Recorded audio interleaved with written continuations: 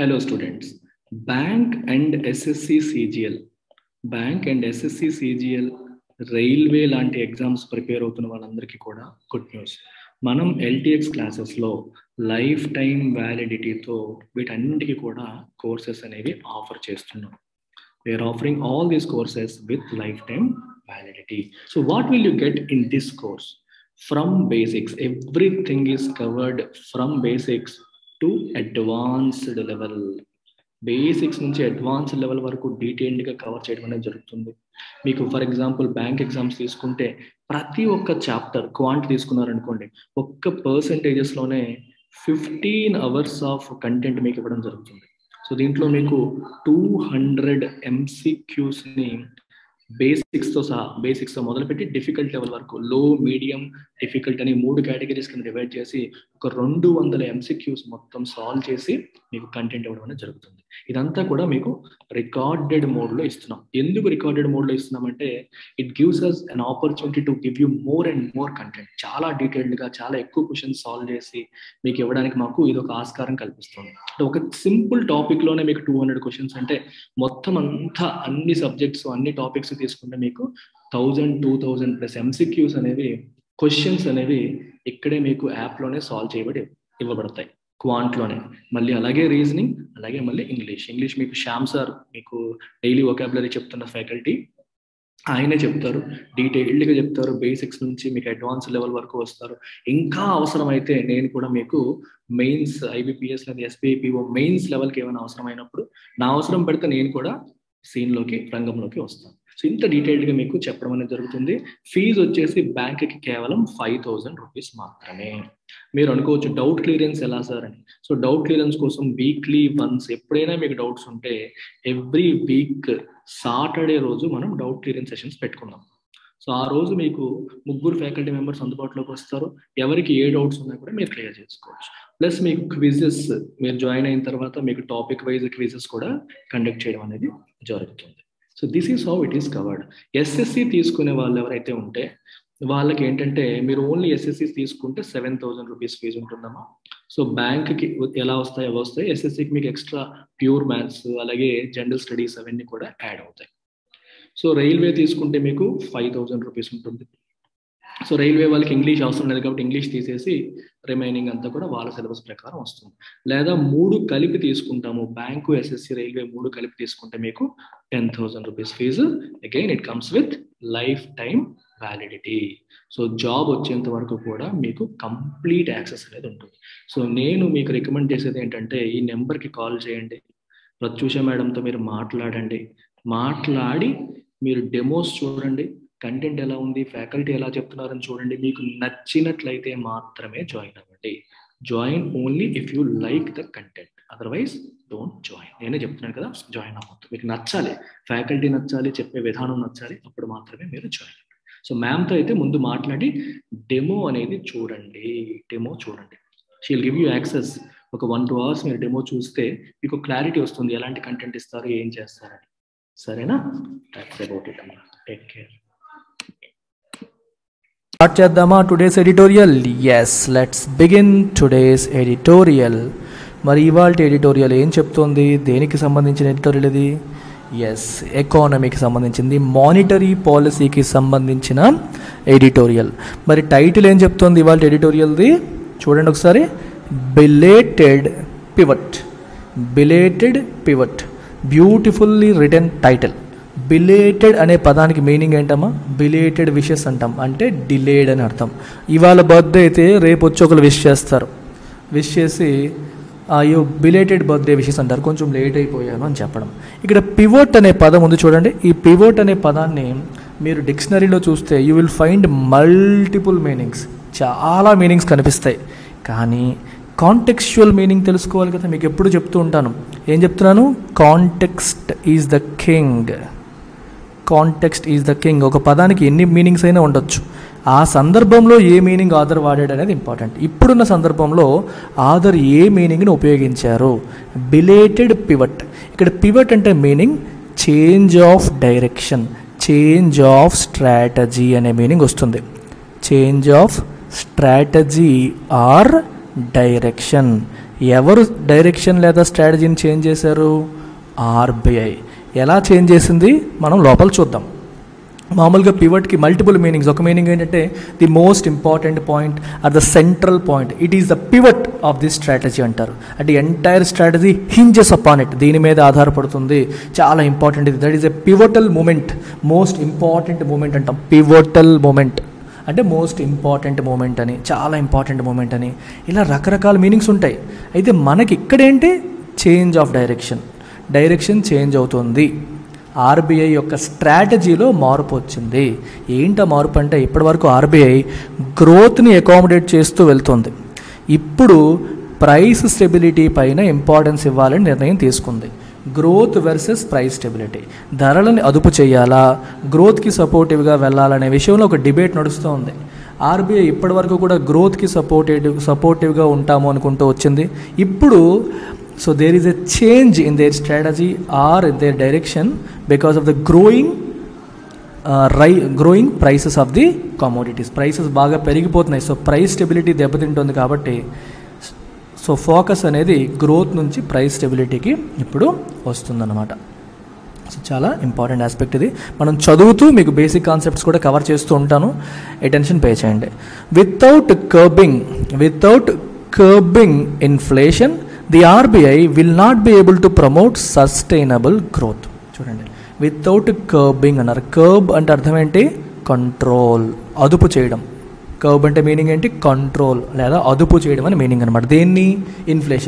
ఇన్ఫ్లేషన్ని అదుపు చేయకుండా the RBI will not be able to promote sustainable గ్రోత్ని ప్రమోట్ చేయలేదు. ఎందుకంటే ఇన్ఫ్లేషన్ అదుపులో ఉండకపోతే అది గ్రోత్ని దెబ్బతీస్తుంది.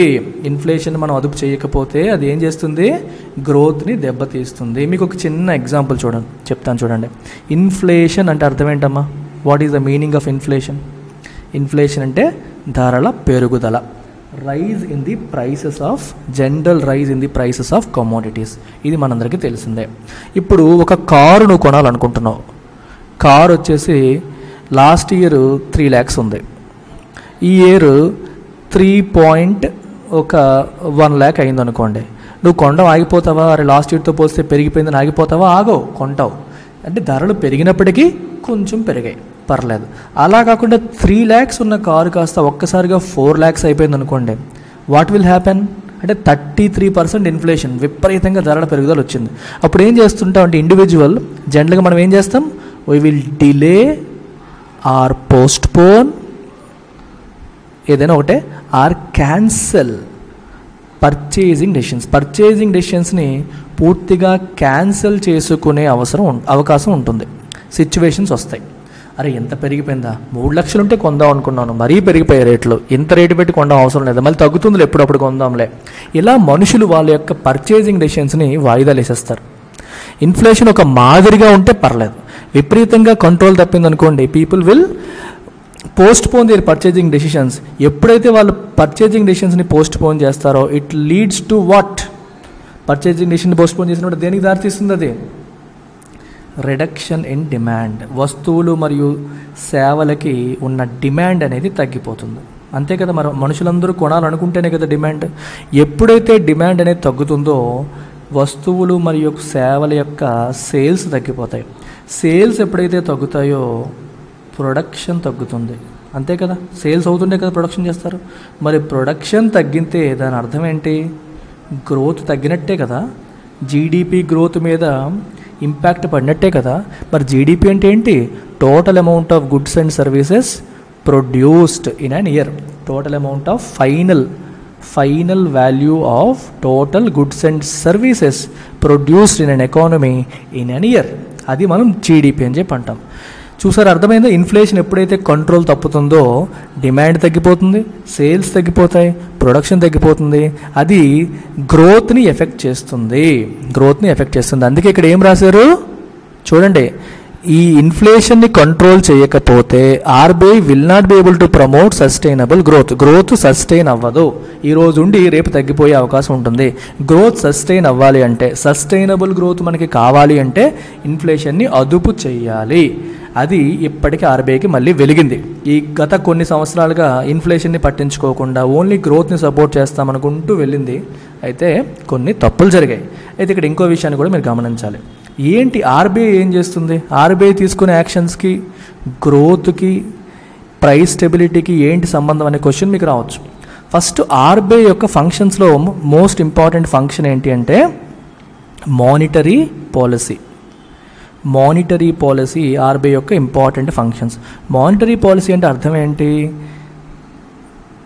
Control the money supply, control the money supply in the economy and interest rates ని మనీ సప్లైని కంట్రోల్ చేయడం ఆర్బీఐ యొక్క ప్రైమరీ రెస్పాన్సిబిలిటీ. కంట్రోల్ అంటే ఎంత ఉండాలి, ఏం చేయాలి అనేది వాళ్ళే డిసైడ్ చేస్తారు. ఇప్పుడు మనం మనీ సప్లైకి, ఇంట్రెస్ట్ రేట్స్కి, ఇన్ఫ్లేషన్కి, గ్రోత్కి ఉన్న సంబంధాన్ని ఒకసారి చిన్న చార్ట్ రూపంలో చూద్దాం. మనీ సప్లై అనే మాట వస్తుంది ఇక్కడ చూడండి. ఈ బేసిక్స్ మీకు అర్థమైతే మీకు ఇన్ఫ్లేషన్ కాన్సెప్ట్ అసలు భయం అనేది రాదు. మనీ సప్లై, ఆర్బీఐ మనీ సప్లైని ఎలా పెంచుతుంది? మీరు బ్యాంకింగ్ సెక్టర్ చదివేటప్పుడు తెలుసుకుంటారు. CRR cash reserve ratio, SLR statutory liquidity ratio, ఇలాంటివి కొన్ని ఉంటాయి. సిఆర్ఆర్ అంటే అర్థం ఏంటంటే ప్రతి బ్యాంకు కూడా తన దగ్గర నికరంగా ఉన్న డిపాజిట్స్లో కొంత పర్సంటేజ్ ఆఫ్ మనీ, ఒకవేళ సిఆర్ఆర్ అనేది 4% అనుకోండి, ఆ 4% ఆఫ్ మనీని ఆర్బీఐ దగ్గర డిపాజిట్ చేయాలి. అది కూడా వితౌట్ ఇంట్రెస్ట్. ఆర్బీఐ రూపాయి కూడా వడ్డీ ఇవ్వదు. కానీ కొంత మనీని మీరు క్యాష్ రిజర్వ్ రేషియో, రిజర్వ్ కింద ఆర్బీఐ దగ్గర మెయింటైన్ చేయాలి అనమాట. ఒకవేళ ఆర్బీఐ ఈ సిఆర్ఆర్ని తగ్గించింది అనుకోండి, అంటే అర్థం ఏంటి? మనం ఆర్బీఐ దగ్గర మెయింటైన్ చేయాల్సిన మనీ తగ్గింది. మీకు ఒక ఎగ్జాంపుల్ చెప్తాను.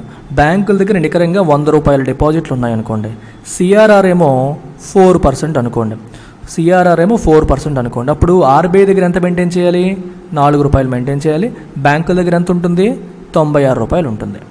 అదే సిఆర్ఆర్ వచ్చేసి 3% అనుకోండి, అప్పుడు ఆర్బీఐ దగ్గర ఎంత మెయింటైన్ చేయాలి? 3 రూపాయలు మెయింటైన్ చేయాలి. బ్యాంకుల చేతిలో ఎంత ఉంటుంది? 97 రూపీస్ ఉంటుంది.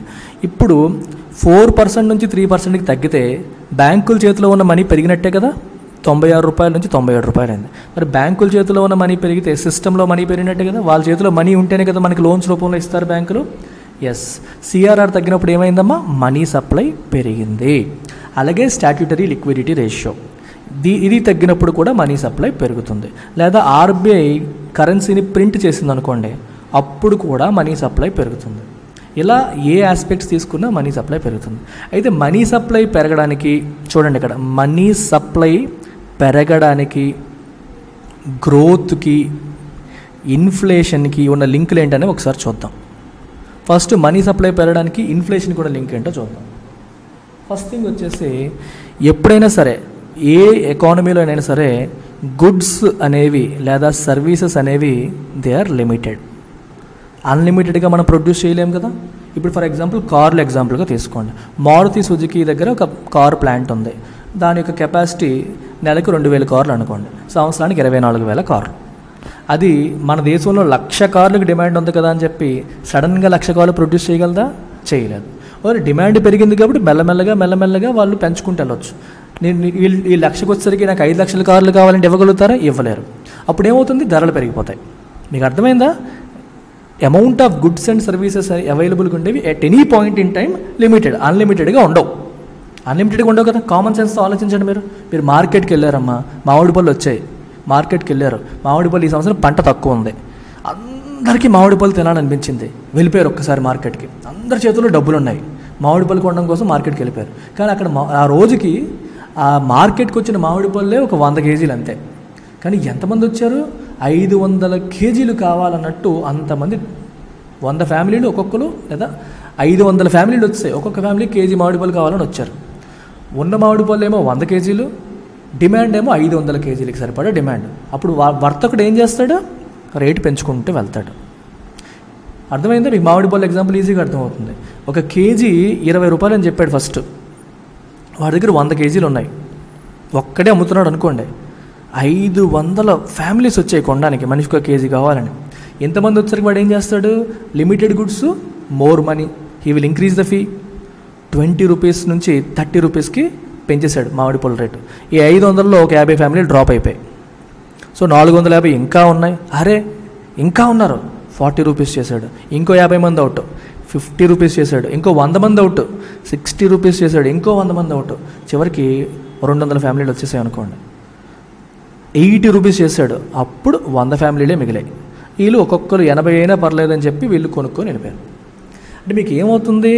గుడ్స్ లిమిటెడ్ ఉంటాయి కాబట్టి మనీ సప్లై పెరిగితే, ప్రజల చేతుల్లో ఉన్న మనీ పెరిగితే, when there is more money in the hands of people, ప్రజల చేతుల్లో ఉన్న మనీ అనేది పెరిగినప్పుడు ఏమవుతుంది?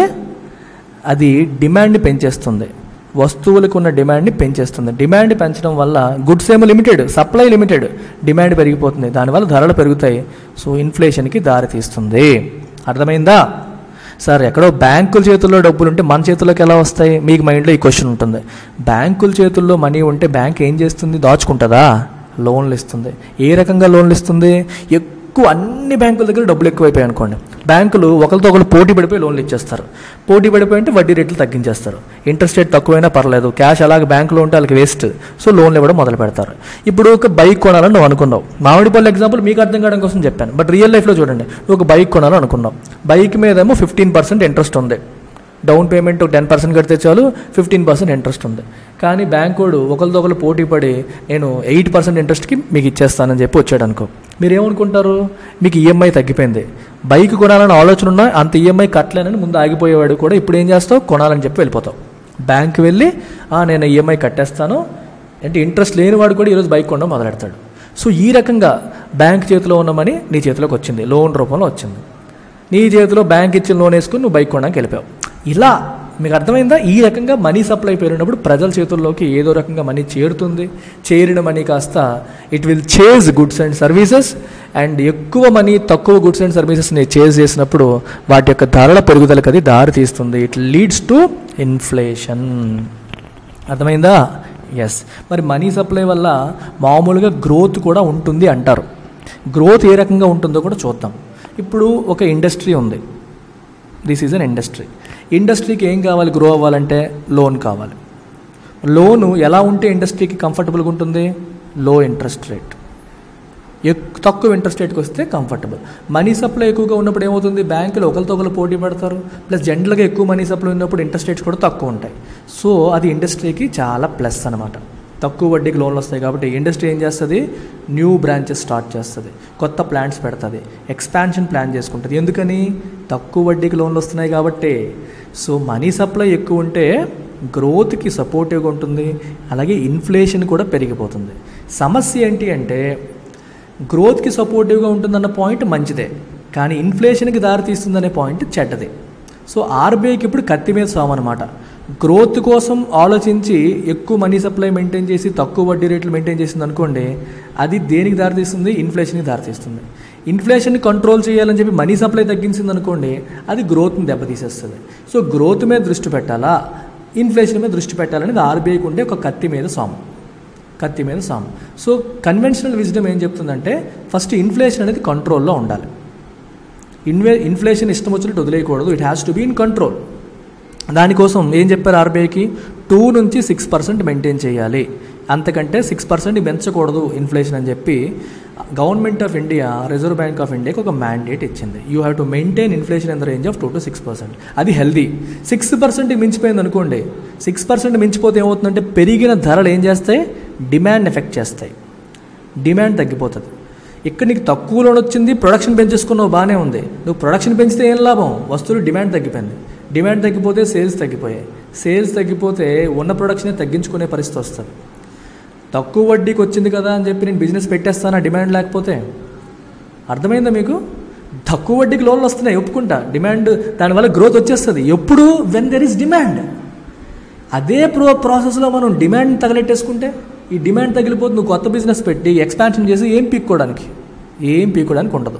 సో కాబట్టి చివరికి పెరిగిపోయిన ఇన్ఫ్లేషనే గ్రోత్ని తినేస్తుంది. గ్రోత్ని తినేస్తుంది అనమాట. అందుకే కత్తి మీద సాము, ఇది ఒక బ్యాలెన్స్డ్గా వెళ్ళాలి. ఆర్బీఐ ఎప్పుడు కూడా బ్యాలెన్స్ చేసుకుంటూ వెళ్ళాలి అనేది చెప్తున్నారనమాట. So this is the background. ఇది మీకు అర్థం కావాల్సిన కాన్సెప్చువల్ అండర్స్టాండింగ్. ఇది ఉంటే మీకు ఏదైనా ఈజీగా అర్థమవుతుంది. So the reserve bank of India's monetary policy committee has rather belatedly acknowledged that its primary remit is, after all, to ensure price stability. RBI యొక్క మానిటరీ పాలసీ కమిటీ మీకు ఒక చిన్న అసైన్మెంట్. కింది కామెంట్ సెక్షన్లో మానిటరీ పాలసీ కమిటీలో ఎంతమంది members ఉంటారు, దాని హెడ్ ఎవరు, మిగిలిన మెంబర్స్ పేర్లు ఏంటి డీటెయిల్డ్గా రాయండి. ఓకేనా? Number of members, chairman of monetary policy committee and the names of all the members. Mention that.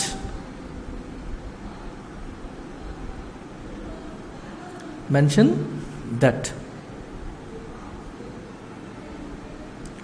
In your comment సెక్షన్లో మెన్షన్ చేయండి. RBI's monetary policy committee has belatedly అంటే కొంచెం లేట్గా, అక్నాలెడ్జ్డ్ అంటే ఒప్పుకుంది. ఏమని? That its primary remit. Remit అంటే ఇక్కడ మీనింగ్ ఏంటంటే రెస్పాన్సిబిలిటీ, ప్రధానమైన వాళ్ళ బాధ్యత, వాళ్ళ రెస్పాన్సిబిలిటీ ఏంటట?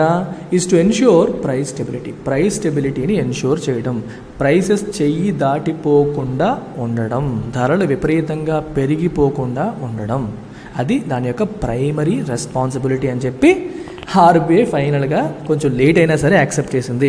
గ్రోత్ కోసం అని చెప్పి మనం ప్రైసెస్ని అలా వదిలేయకూడదు, కంట్రోల్ చేయాలని ఇప్పుడు రియలైజ్ అయింది. Addressing the media on Friday after announcing MPC's first monetary policy review of the new fiscal year, RBI Governor Shaktikanta Das was emphatic in stating that in the sequence of priorities, we have now put inflation before growth. Very important. ఎంఫటిక్గా అంటే కొంచెం స్ట్రాంగ్గా, గట్టిగా, సాలిడ్గా, క్లియర్గా, ఫోర్సిబుల్గా చెప్పినట్టు. ఎంఫటిక్గా అంటే అర్థమైందా? ఫోర్సిబుల్గా, స్ట్రాంగ్గా చెప్పినట్టు. ఏం చెప్పాడు ఆయన? In the sequence of priorities, ఆర్బీఐకి ఉన్న ప్రయారిటీస్లో 2 ప్రయారిటీస్ ఆర్బీఐకి ఉన్నాయి. ఏంటది?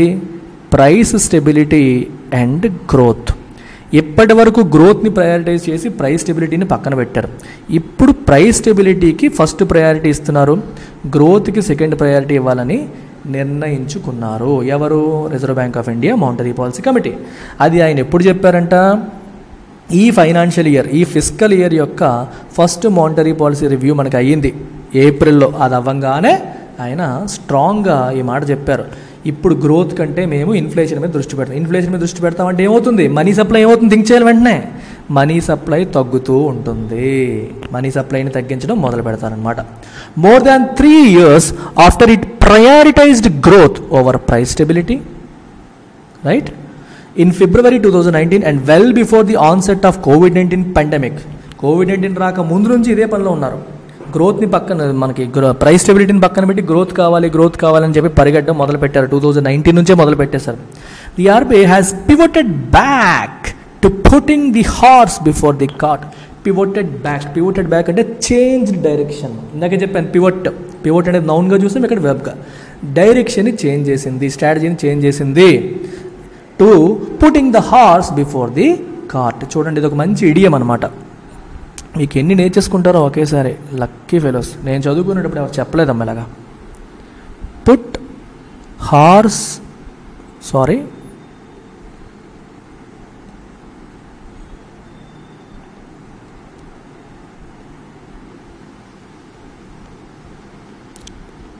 పుట్ కార్ట్ బిఫోర్ హార్స్ అని రాశారనుకోండి. ఒక గుర్రం బండిలో గుర్రం ముందు ఉండాలా, ఈ వెనకాల ఉన్న కార్ట్ ముందు ఉండాలంటే ఏం చెప్తాం మనం? హార్స్ ముందు ఉండాలి, కార్ట్ వెనక్కి ఉండాలి. కానీ కొన్నిసార్లు ఏం చేస్తారంటే ముందు వెనకది ముందు పెడుతున్నారు, ముందు చేయాల్సింది వెనక్కి చేస్తున్నారు, వెనక్కి చేయాల్సింది ముందు చేస్తున్నారు అని చెప్పేటప్పుడు ఏం చేస్తారు? ఇలా రాస్తారు, put cart before horse. RBI cart ముందు పెట్టి హార్స్ వెనక్కి పెడుతుంది. అంటే ప్రైస్ స్టెబిలిటీకి ఇంపార్టెన్స్ కూడా గ్రోత్కి ఇంపార్టెన్స్ ఇచ్చేస్తుంది. ప్రైస్ స్టెబిలిటీ ముందు, తర్వాత గ్రోత్ అనేది పాయింట్. అలా కాకుండా ఇలా చేస్తూ వచ్చింది, ముందు చేయాల్సింది వెనక్కి చేయాల్సింది ముందు చేస్తుంది అని చెప్పి కామెంట్ చేసినప్పుడు ఈ ఈడియంని వాడతారు. ఇక్కడ ఏం రాస్తారు? Putting the horse before the cart. అంటే ప్రాపర్గా వెళ్తుంది. గుర్రం ముందు, కార్ట్ వెనక. గుర్రం బండిలో బండి వెనక, గుర్రం ముందు. ఇది ప్రాపర్. ఇప్పటి వరకు తప్పుగా వెళ్ళింది, ఇప్పుడు మళ్ళీ డైరెక్షన్ చేంజ్ చేసుకొని పద్ధతి మీదకి వచ్చేసింది అని చెప్తున్నారనమాట. Best reflected in the central bank's own words on monetary policy goals. మీరు ఆర్బీఐ వెబ్సైట్ ఓపెన్ చేసి ఆర్బీఐ యొక్క ఫంక్షన్స్ చూసినప్పుడు కింద కనిపిస్తుంది మానిటరీ పాలసీ యొక్క ఆబ్జెక్టివ్ ఏంటంటే చూడండి, price stability is a necessary precondition to sustainable growth. Sustainable growth ఉండాలంటే ప్రైస్ స్టెబిలిటీ ఇంపార్టెంట్. ప్రైసెస్ ఎప్పుడైతే చేయి దాటిపోతాయో that will affect demand affect చేస్తే తద్వారా గ్రోత్ని ఇంపాక్ట్ చేస్తుంది. సో సస్టైనబుల్ గ్రోత్ రావాలి అంటే ముందు price stability. So price stability ముందు అది హార్స్, సస్టైనబుల్ గ్రోత్ తర్వాత అది cart. You should put horse before cart and not cart before horse అని చెప్పి అంటున్నారు. That it has taken the outbreak of war in Europe with its accompanying commodity price shocks to remind the RBI of the imperative centrality of price stability is a salutary reminder that monetary policymakers can ill afford to be complacent when it comes to inflation. ఎన్ని పదాలు వచ్చేసాయో చూడండి, vocabulary కూడా నేర్చేస్తారు పనులు. ఇక్కడ చూడండి, that it has taken the outbreak of war in Europe. యూరోప్లో వచ్చిన outbreak of war యూరోప్లో వచ్చింది. With its accompanying commodity price shocks. Commodity price shocks అంటే అర్థం ఏంటి? ఈ వార్ వల్ల క్రూడ్ ఆయిల్ మరియు రకరకాల కమోడిటీస్ యొక్క ధరలు సర్రని రైజ్ అయిపోయాయి. యుక్రెయిన్ నుంచి, రష్యా నుంచి వివిధ దేశాలకు వెళ్ళాల్సిన ఎక్స్పోర్ట్లు ఆగిపోయాయి. షార్టేజ్ వచ్చేసింది, వాటి యొక్క ధరలకి రెక్కలు వచ్చేసాయి, ప్రైసెస్ ఒక్కసారిగా వచ్చేసాయి. ఈ వార్ వల్ల దాన్ని అకంపెనీ చేస్తూ ఇవన్నీ వచ్చేసాయి. ఇవన్నీ రావడం అనేది ఆర్బీఐకి గుర్తు చేసింది. ఏం గుర్తు చేసింది? రిమైండ్ అంటే ఏంటి? గుర్తు చేయడం. ఏం గుర్తు చేసిందంట? Of the imperative centrality of price stability. అంటే ఇంపెరిటివ్ అంటే ఇంపార్టెంట్, సెంట్రాలిటీ అంటే the most importance that price stability has. Price stability అనేది సెంట్రల్ థింగ్, అది మోస్ట్ ఇంపార్టెంట్ థింగ్ అని ఆర్బీఐకి గుర్తు చేయడానికి చివరికి యూరోప్లో వారు, దాని ద్వారా వచ్చే ప్రైస్ షాక్స్, వీటి వల్ల ఆర్బీఐకి జ్ఞానోదయం అయింది. మళ్ళీ ఆర్బీఐకి బల్బు వెలిగింది, గుర్తొచ్చింది అని అంటున్నారు. ఓకేనా? ఇలా గుర్తు రావడం ఏదైతే ఉందో ఈజ్ సాల్యూటరీ రిమైండర్. సాల్యూటరీ అంటే మనకి హెల్ప్ చేసే, ఆరోగ్యకరమైన, healthy reminder that monetary policy makers can ill afford to be complacent when it comes to inflation. Inflation విషయంలో అలసత్వం పాటించకూడదు. కాంప్లసెంట్ అంటే పర్లేదులే, ఓకే, ఎర్లీగా సాటిస్ఫై అయిపోవడం. మీకు అర్థమవుతుంది? ఇప్పుడు చదవడం మొదలుపెట్టావు, ఇవాళేమో 5 గంటలు చదువుదామని కూర్చున్నాం. 1 గంట చదివేసరికి చాలా చదివేసాను ఇవాళ, రిలాక్స్ అయిపోదాం, ఏం కాదులే. What are you getting into? You are getting into complacency. పర్లేదులే అంటే సీరియస్నెస్ తగ్గిపోవడం, కాంప్లసెంట్ అయిపోవడం, ఈజీగా సాటిస్ఫై అయిపోవడం. ఇన్ఫ్లేషన్ విషయంలో ఆర్బీఐ కూడా ఇన్ఫ్లేషన్ ఏం చెయ్యదులే, పర్లేదులే, ఒక మాదిరిగా 6% వరకు ఉంది కదా, 5.7గా వచ్చింది, ఈ కైండ్ ఆఫ్ మైండ్ సెట్తో దాన్ని ఈజీగా ఇట్ టుక్ ఇట్ ఈజీలీ. అలా తీసుకోవడం అనేది మంచిది కాదు. కెన్ ఇల్ ఎఫర్డ్, అలా చెయ్యలేదు, అలా చెయ్యకూడదు, అలా చేస్తే చాలా నెగిటివ్ కాన్సిక్వెన్సెస్ వస్తాయి, పర్యవసానాలకి అది దారి తీస్తుంది, అది చాలా తప్పుడు పర్యవసానాలకి అది దారి తీస్తుంది. మరి అది అలా వెళ్ళకూడదంటే ఏం చేయాలి? ప్రైస్ స్టెబిలిటీ ఉండాలి. Price stability is the central thing. అది అర్థం అవ్వడానికి, ఆర్బీఐకి ఆ విషయం అర్థం కావడానికి ఒక వారు, దాంతోపాటు కమోడిటీ ప్రైసెస్కి రెక్కలు రావడం అవసరమైందనమాట. అలా వస్తే కానీ ఆర్బీఐకి అర్థం కాలేదని చెప్పి రాశారు ఇక్కడ. Less than 2 months after it rather sanguinely projected inflation to average 4.5%. sanguine అంటే ఆప్టిమిస్టిక్లీ, చాలా పాజిటివ్గా ఇన్ఫ్లేషన్ నెక్స్ట్ ఫిస్కల్ ఇయర్లో 4.5% ఉంటుందని చెప్పి ఒక ప్రొజెక్షన్ ఇచ్చేసింది 2 months back. The MPC has raised the forecast by a substantial 120 basis points to 5.7%. ఇప్పుడేముంటుంది? 120 basis pointsని రైజ్ చేసింది. 120 basis points అంటే 1.2%. 100 basis points ఈజ్ 1% అనమాట. సో దీనికి 1.2 కలపండి, ఎంత అయింది? 5.7 అయింది. 5.7% ఉండబోతుంది ఇన్ఫ్లేషన్, అంటే చాలా ఎక్కువగా ఉండబోతుందని ఇప్పుడు ఆర్బీఐ తన ప్రొజెక్షన్ని మార్చింది. It has changed the projection అనమాట. And this even as it cut its earlier projection for real GDP growth in the current fiscal by 60 basis points to 7.2%. ఒక పక్క ఇన్ఫ్లేషన్ ఏమో 4.5% ఉంటుందని చెప్పింది, కాస్త 5.7 అని చెప్పింది. ఇంకో పక్క ఏముంటుంది? జీడిపి గ్రోత్ 7.2%కి తగ్గిపోయింది. ఎందుకంటే ఎక్కువ వస్తుందని చెప్పారు. 60% అంతా 60 బేసిస్ పాయింట్స్ అంటే 0.6%. ఇంతకుముందు ఏం చెప్పిందంటే 7.8% జీడిపి గ్రోత్ ఉంటుందని ప్రొజెక్ట్ చేసింది, తగ్గించేసి ఇప్పుడు 7.2% ఉంటుంది అని చెప్తుంది. అంటే జీడిపి గ్రోత్ ఫోర్కాస్ట్ తగ్గింది, ఇన్ఫ్లేషన్ ఫోర్కాస్ట్ ఏమో పెరిగింది. The RBI also made it clear that while it had left benchmark interest rates and its accommodative policy stands unchanged for now, interest రేట్స్ని కెలకలేదు, వడ్డీ రేట్లు ఏమీ పెంచలేదు, ఆ repo rate, reverse repo rate వీటిని పెంచకుండా ఉంచింది. అట్ ద సేమ్ టైం ఇంకా ఏం చేసింది, అండ్ అకామిడేటివ్ పాలసీని కూడా ప్రస్తుతానికి మార్చలేదు. అకామిడేటివ్ అంటే అర్థం ఏంటి, ఇండస్ట్రీకి అనుకూలంగా ఉండే పాలసీని ప్రస్తుతానికి అలాగే ఉంచుతున్నాం. అంటే మనీ సప్లైని సడన్గా మేము తగ్గించట్లేదు, ఇంట్రెస్ట్ రేట్స్ని తగ్గించట్లేదు. కాకపోతే the time had come to commence withdrawal of accommodation. ఈ అకామిడేటివ్ పాలసీని మెల్లమెల్లగా వెనక్కి తీయాల్సిన టైం వచ్చేసింది అని చెప్పి ఆర్బీఐ చెప్పింది. అంటే as of now interest rates పెరగలేదు, as of now money supply తగ్గలేదు, ప్రస్తుతానికైతే ఏ మార్పు లేదు. కానీ ఆ సమయం ఆసన్నమైంది. అంటే ఫ్యూచర్లో next monetary policy committee meeting వచ్చినప్పుడు we can expect interest rates to go up, we can expect money supply to go down, which means ఇదంతా ఎందుకు, ఇన్ఫ్లేషన్ని అదుపు చేయడానికి. ఇది ఆర్బీఐ ఈ నిర్ణయం తీసుకునేటట్టుగా కనిపిస్తుందని చెప్పారు. To be sure, Russia's invasion of Ukraine was still 2 weeks into the future the last time RBI's rate setting panel finalized its policy review. ప్రతి 2 నెలలకు ఒకసారి ఈ పాలసీ రివ్యూ జరుగుతుంటుంది. 2 నెలల క్రితం వీళ్ళు పాలసీ రివ్యూ చేసినప్పటికీ ఇంకా రష్యా యుక్రెయిన్ వార్ ఇంకా స్టార్ట్ కాల, ఇంకో 2 వారాల్లో స్టార్ట్ అవుతుంది అనగా అప్పుడు పాలసీ రివ్యూ జరిగింది. అది అప్పుడు జరిగింది, right. And yet the price of crude oil, which Mr. Das cited as the key factor that had necessitated the revision of inflation projection and the pivot, had already been on the boil since December. అయితే చూడండి, ఇక్కడ crude oil పెరిగిపోవడం అనేది Ukraine war వచ్చిన తర్వాతే జరిగిందా అంటే కాదు, డిసెంబర్ నుంచే it was on the boil. On the boil అంటే రైజ్ అవుతుంది, విపరీతంగా పెరిగిపోతుంది, డిసెంబర్ నుంచే పెరుగుతుంది. అంటే ఫిబ్రవరిలో వీళ్ళు మీటింగ్ పెట్టుకున్నప్పటికే క్రూడ్ ఆయిల్ ఆల్రెడీ పెరుగుతూ ఉంది. ఏదో ఇప్పుడు యుక్రెయిన్ వార్ వల్లే సడన్గా పెరిగిపోయింది అనడానికి, ఇప్పుడు కూడా పెరిగింది కాదనట్లేదు, కానీ దానికంటే ముందు కూడా పెరుగుతూనే ఉంది. కానీ ఇప్పుడు ఏమంటున్నారు ఈయన, యుక్రెయిన్ వార్ వచ్చాక ధరలు బాగా పెరిగిపోయాయి అని దాని కారణంగా చూపుతూ, సైట్ అంటే అర్థం ఏంటి ఇక్కడ, సిఐటి సైట్ అంటే టు షో యాజ్ రీజన్, దాని కారణంగా చూపుతూ ఆయన ఇప్పుడు మేము ఇన్ఫ్లేషన్ ప్రొజెక్షన్ రివైజ్ చేయాల్సిన పరిస్థితి వచ్చింది, నెసెసిటేట్ ఆ అవసరాన్ని తీసుకొచ్చింది, and the pivot change of డైరెక్షన్కి అది దారితీసింది. డైరెక్షన్ చేంజ్ చేయడానికి, ఇన్ఫ్లేషన్ ప్రొజెక్షన్ని రివైజ్ చేయడానికి అవసరం ఎందుకు వచ్చింది, క్రూడ్ ఆయిల్ ధరలు బాగా పెరిగిపోవడం వల్లని ఆయనకి చెప్పారనమాట. అయితే ఈరోజు పెరిగిపోయింది కాదు, అది డిసెంబర్ నుంచి పెరుగుతూనే ఉంది, కానీ మీరు ఏ యాక్షన్ తీసుకోలేదు, ఇప్పుడు తీసుకుంటాం అంటున్నారు అని చెప్పి స్టేట్మెంట్ మీనింగ్.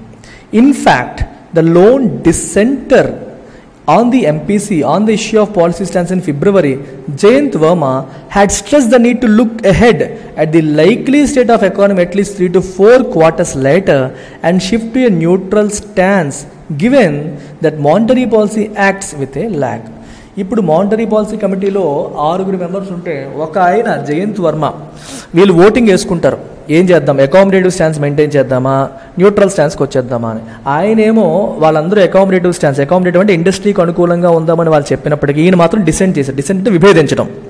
6 ఈయన ఒక్కడే lone dissenter, he's the only one who objected, who dissented with the remaining members of monetary policy committee. కాకపోతే ఈయన మాట చెల్లలేదు, ఎందుకంటే మెజారిటీ ఒక మాట మీద ఉన్నారు, ఈయన ఒక్కడే వేరే మాట మీద ఉన్నాడు. కాబట్టి ఈయన ఏమన్నాడంటే మనం అకామిడేటివ్ నుంచి న్యూట్రల్కి మారాలి, ఎందుకంటే మీరు ఈ రోజు మారిస్తే వెంటనే ఇవాళ మీరు ఇంట్రెస్ట్ రేట్స్ పెంచారనుకోండి ఇమీడియట్గా ఇన్ఫ్లేషన్ కంట్రోల్ అయిపోదు.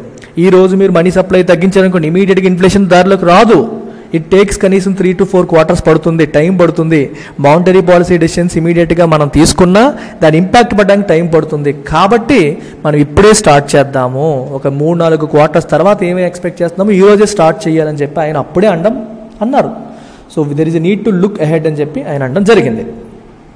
The RBI's deputy governor overseeing monetary policy Michael Patra, ఈయనేమన్నాడు, had on the other hand at the last MPC meeting starkly అంటే clearly warned that central banks have a choice, either accept higher inflation for some time or be prepared to be accountable for destroying demand.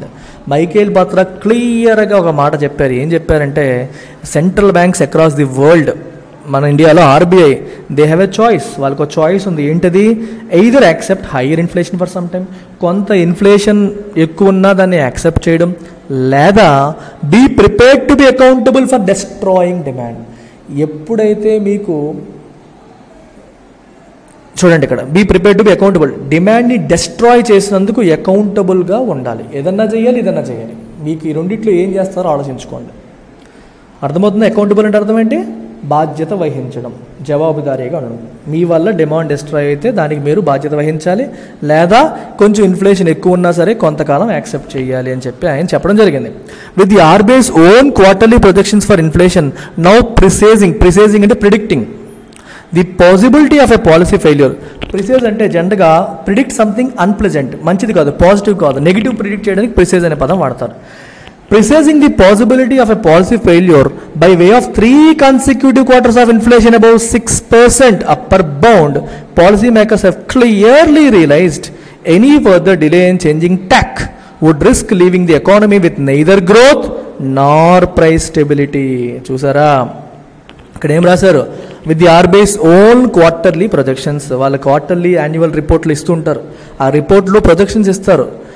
దేనికోసం? Inflation కోసం. అందులో ఏం చెప్పారు?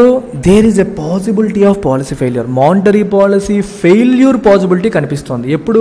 వరుసగా 3 quarters 6% దాటిపోయింది అనుకోండి inflation, that means monetary policy has failed in its objective అని అర్థం. తన ఆబ్జెక్టివ్లో ఫెయిల్ అయింది. ఎందుకు ఫెయిల్ అయ్యిందని చెప్పి ఎక్స్ప్లెనేషన్ ఇస్తూ గవర్నమెంట్ ఆఫ్ ఇండియాకి లెటర్ రాయాల్సిన అవసరం ఉంటుంది ఒకవేళ ఫెయిల్ అయితే. సో ఆ పరిస్థితి వచ్చే అవకాశం ఉంది, పాసిబిలిటీ ఉంది అని చెప్పి క్లియర్గా మెన్షన్ చేయడం అనేది జరిగింది. Right? So policy makers have clearly realised, వాళ్ళు ఇప్పుడు రియలైజ్ అయ్యారు. ఏమని? That any further delay in changing tack అంటే ఒక స్ట్రాటజీ లేదా ఒక వే ఆఫ్ డూయింగ్ థింగ్స్. ఇప్పుడు ఈ ట్యాక్ని మీరు ట్యాక్ అని గూగుల్ చేస్తే లేకపోతే డిక్షనరీలో చూస్తే నేను చెప్పిన మీనింగ్ వెంటనే కనపడదు, వెతగ్గా లోపల కనపడుతుంది. చాలామంది మీరు చెప్పింది అక్కడ లేదు సార్ అనుకుంటారు, అక్కడ లేనివేవి చెప్పను నేను. అన్ని డిక్షనరీల్లో అన్ని మీనింగ్లు కూడా ఉండవు. చాలామందికి ఈ విషయం తెలీదు. డిక్షనరీ లేదుంటే అదే ఫైనల్ అనుకుంటారు. కొన్నిసార్లు even dictionaries also fail to mention all the meanings that a word has. అందుకే మనకు అనుకున్న మీనింగ్ వచ్చేంత వరకు 4-5 డిక్షనరీలు ఓపెన్ చేయాల్సి ఉంటుంది. అలా ఓపెన్ చేసినప్పుడు ఏదో ఒక డిక్షనరీలో ఆ మీనింగ్ అనేది ఉంటుంది. మీనింగ్ లేకుండా ఏ ఆధార్ కూడా రాయరు. ఇక్కడ ట్యాక్ అంటే మీనింగ్ ఏంటి? ఏ వే ఆఫ్ డూయింగ్ థింగ్స్, అంటే ఒక స్ట్రాటజీ అనుకోండి, ఏదన్నా అనుకోండి. ఇంకా ఆర్బీఐ వే ఆఫ్ డూయింగ్ థింగ్స్లో మార్పు తీసుకురాకపోతే, ఇంకా డిలే చేస్తే అదేమవుతుంది? ఎకానమీలో అటు ప్రైస్ స్టెబిలిటీ ఉండదు, చివరికి గ్రోత్ కూడా ఉండదు. అటు ధరలు అదుపు అయిపోతాయి, గ్రోత్ కూడా రెండూ పోయి అటు ఇటు కాకుండా అయిపోయే పరిస్థితికి అది దారి తీస్తుంది అని చెప్పి ఇక్కడ చెప్పారు. సో బ్యూటిఫుల్లీ రిటర్న్ ప్యాసేజ్ అనమాట. అంటే ఇన్ఫ్లేషన్ని అదుపు చేయాలి, అది చిన్న విషయం కాదు, చాలా పెద్ద విషయము, దాన్ని నెగ్లెక్ట్ చేయకూడదు అని అర్థం అనమాట. ఓకేనా? మరి ఇండియన్ ఎకానమీ సబ్జెక్ట్ మీకు ఏమైనా భయంలాగా అనిపిస్తే, బేసిక్గా అన్ని సబ్జెక్ట్స్లోకి ఉన్న 4 తక్కువ సిలబస్, ఈజియెస్ట్ అమాంగ్ ఆల్ 4 ఈ 4 నన్ను అడిగితే ఎకానమీ. ఎందుకు ఈజీ అంటే economy is completely conceptual. Concepts బాగా అర్థమైతే అయిపోయింది, బట్టి కొట్టాల్సిన పని ఉండదు. హిస్టరీ మీకు ఎంత బాగా అర్థమైనా సరే బట్టి కొట్టాల్సి ఉంటుంది.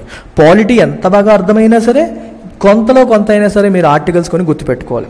జాగ్రఫీకి సిలబస్ చాలా ఎక్కువ, జాగ్రఫీలో బట్టి కొట్టాల్సిన పని ఉండదు, కానీ సిలబస్ చాలా ఎక్కువ ఉంటుంది. అందుకని కంపారిటివ్గా ఈ 4 సబ్జెక్ట్స్లో కూడా ఎకానమీయే ఈజీ అని నా ఫీలింగ్. అయితే ఎకానమీ డిఫికల్ట్ అని ఎందుకు ఫీల్ అవుతారంటే కాన్సెప్ట్స్ అర్థం కాక, ఇంటర్లింకేజెస్ అర్థం కాక. మరి నేను ఉన్నానుగా, మీకు ఏ భయం పడక్కర్లేదు. ప్రశాంతంగా ఎకానమీని మనం ఈజియెస్ట్ సబ్జెక్ట్గా మార్చేసుకుందాం, మనం ఎకానమీనే స్ట్రెంత్గా మార్చేసుకుందాం. It is my responsibility.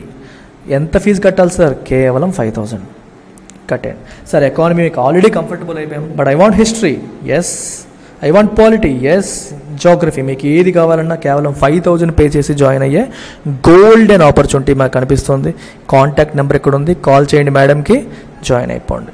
ఫైనల్గా ఇంగ్లీష్ క్లాసులు ఎవరైనా కావాలి అనుకుంటే శ్యామ్ సారు నేను ఇద్దరం చెప్తాము. బేసిక్స్ క్లాసెస్ అన్నీ శ్యామ్ సార్ చెప్తారు. రీడింగ్ కాంప్రహెన్షన్ ఎస్పెషల్లీ CSATకి ప్లస్ ఆ బ్యాంక్ మెయిన్స్కి వచ్చే హయ్యర్ లెవెల్ రీడింగ్ కాంప్రహెన్షన్స్ ఏవైతే ఉంటాయో అవి నేను డీల్ చేస్తాను. క్రిటికల్ రీజనింగ్, సమ్మరీ చేయడం, ఇలాంటివన్నీ నేను చెప్తానమాట.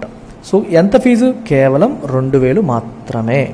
లైవ్ అండ్ రికార్డెడ్ మోడ్లో మీ క్లాసులు వస్తాయి. కొన్ని రోజులు సార్ తీసుకుంటారు, కొన్ని రోజులు నేను తీసుకుంటాను.